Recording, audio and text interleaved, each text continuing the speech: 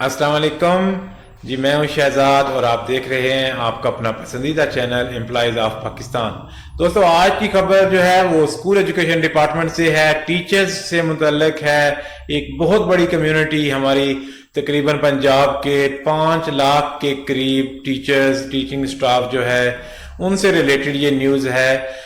कल मोरखा 29 नवंबर को school education department ने एक नोटिफिकेशन जारी किया है जिसमें उन्होंने मुख्तलिफ किस्म की जो इख्तियारात की तकसीम है उसको ज़रा क्लैरिफाई किया है कि कौन सी अथॉरिटी ने कौन सा काम करना है। इसमें टीचर्स की छुट्टियां हैं, उनके ट्रांसफ़र पोस्टिंग है, उनकी सीनियरिटी लिस्ट वगैरह हैं।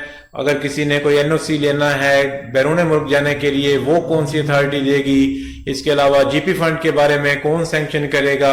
इस किस्म की तमाम तफसीली एक मुफस्सल किस्म का लेटर जारी हुआ है। वो लेटर आपके साथ शेयर करते हैं। कुछ स्लाइड्स बनाई हैं जहां पे आपको आसानी के साथ बता सकेंगे कि जी कौन सी अथॉरिटी के पास आप अप्लाई करेंगे अगर आपने अपने लिए कोई सहूलत हासिल करनी है।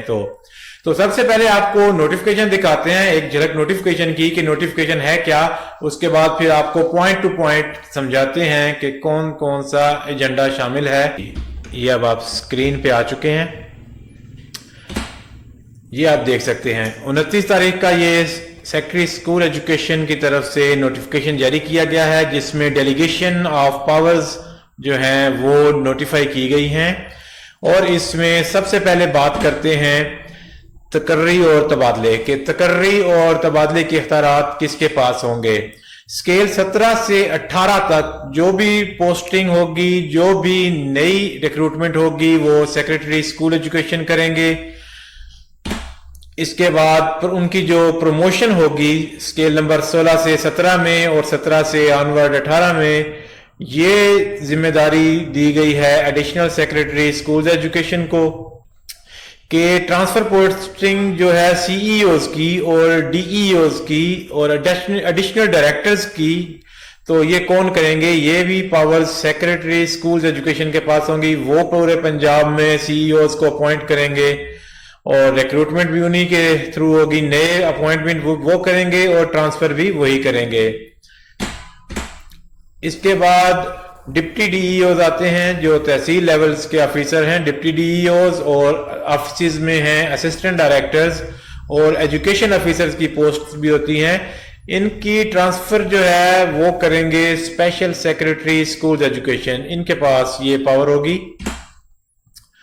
फिर आ जाती है जी सबसे बड़ी कम्युनिटी हमारी टीचर्स कम्युनिटी। इसमें ट्रांसफर पोस्टिंग इनकी टीचर्स की और हेड टीचर्स की, जो हेडमास्टर्स या हेडमिस्ट्रेसेस वगैरह हैं स्कूल्स में, उनकी जो कंसर्न्ड अथॉरिटी है वो ट्रांसफर करेगी और थ्रू सिस करेगी। कंसर्न्ड अथॉरिटी से मीन उनकी अपॉइंटिंग अथॉरिटी हो जाएगी कि जो हेड टीचर्स हैं वो सेक्रेटरी साहब करेंगे, लेकिन वो सिस के थ्रू ही सारा कुछ होगा। वो सिस से अप्लाई करेंगे और वहां से ही वो ट्रांसफर होगी। टीचर्स की भी इसी तरह है, वो सीईओज जो हैं उनके पास अथॉरिटी होगी और ये भी बजरिया सिस इस पे इम्प्लीमेंटेशन होगी।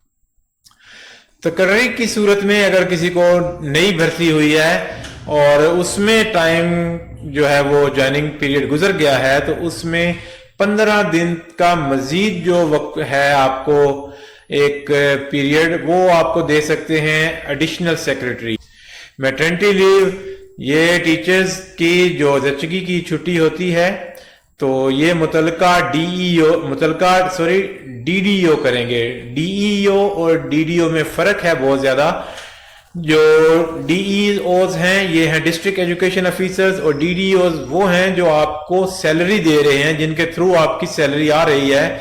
जैसा कि हाई स्कूल में अगर कोई टीचर तैनात हैं तो वहां की जो मुतलका हेडमिस्ट्रेस हैं वो सैंक्शन करेंगी छुट्टी, चाहे कैटेगरी कोई भी हो, वो ईएसटी हो, एसएसटी हो, वो छुट्टी मुतलका हेडमिस्ट्रेस ने करनी है, वो उनकी डीडीओ हैं। अगर मिडिल प्राइमरी स्कूल है तो वहां पे मौजूद होंगी डिप्टी डीईओज, उनके थ्रू उनकी सैलरीज जा रही होती हैं तो वो वहां पे छुट्टी मंजूर करेंगी। नेक्स्ट है जी एक्स पाकिस्तान लीव या हज लीव। कोई अगर बैरून मुल्क सफर करना चाहते हैं टीचर्स किसी भी वजह से, या वो हज के लिए, हज उम्रा के लिए, या वो ज़ियारात के लिए, तो उनको जो छुट्टी देने की अथॉरिटी है वो 1 से 16 तक ان کی جو مجاز اتھارٹی ہے، اپوائنٹنگ اتھارٹی ہوتی ہے، وہ ان کو ایکس پاکستان لیو دے سکتی ہے۔ اس کے بعد آتے ہیں جی میڈیکل بورڈ کی تشکیل۔ ایسے معلم یا معلمات یا ہیڈ مسٹرز وغیرہ، ہیڈ ماسٹرز کہ جو کوئی بیمار ہوں سرکاری ملازمین، وہ اگر ریٹائرمنٹ لینا چاہتے ہیں میڈیکل بورڈ کے میڈیکل کے گراؤنڈز پر، تو وہ اپلائی کریں گے۔ ان کے لیے جو ان کا کیس موو کرے گا جو بھی اتھارٹی، وہ ہوگی ان کی اپوائنٹنگ اتھارٹی۔ جی ہاں، جنہوں نے ان کو اپوائنٹ کیا ہے وہی ان کا کیس ریفر کریں گے اپنے ضلعی بورڈ کو، میڈیکل بورڈ کو، کہ وہ اپنا ان کا معائنہ کریں اور ان کو سرٹیفکیٹ جاری کریں۔ پھر اس کے بعد ہے جی پاسپورٹ کی اجازت، کہ اگر بیرون ملک سفر کرنا ہے، جیسا کہ وہ ایکس پاکستان لیو کا میں نے بتایا آپ کو ابھی، تو اس کے لیے پاسپورٹ کا NOC کون دے گا؟ ایسے ہوتا ہے کہ جو عموماً سکولز میں ٹیچرز جو ہیں، ٹیچر صاحبان، وہ اپنے ہیڈ سے ہی NOC لے کے تو چلا دیتے ہیں۔ ایسا نہیں ہونا چاہیے، یہ غلط ہے۔ یہاں پہ انہوں نے بہت کلیریفائی کر دیا ہے کہ جو کنسرنڈ ان کی کنٹرولنگ اتھارٹی ہے، جیسا کہ ڈسٹرکٹ ایجوکیشن آفیسرز ضلع میں موجود ہیں، تو وہ اپنے سٹاف کو، اپنے ٹیچنگ سٹاف کو وہ NOC جاری کریں گے کہ وہ بیرون ملک جا سکتے ہیں یا نہیں جا سکتے، یا پاسپورٹ انہوں نے ایشو کروانا ہے یا نہیں کروانا۔ کلاس 4 وغیرہ کے لیے بھی یہی بات ہے کہ وہ بھی ڈسٹرکٹ ایجوکیشن آفیسر سے ہی NOC لیں گے۔ GP فنڈ ایڈوانس، ہاں جی، یہ ایک بہت زیادہ کیسز چلتے ہیں۔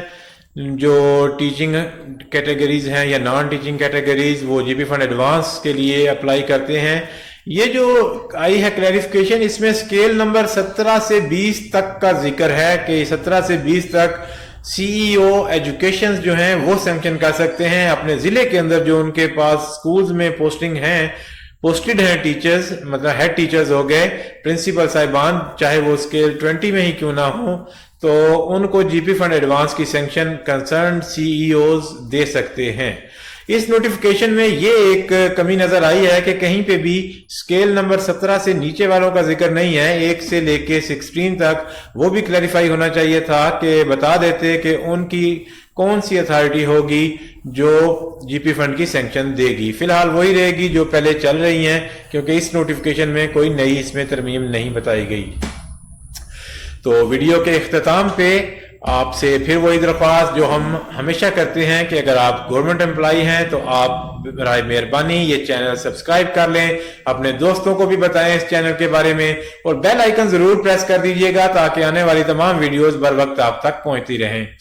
تو اگلی ویڈیو آنے تک، اگلی ملاقات تک اجازت دیجئے۔ اللہ حافظ۔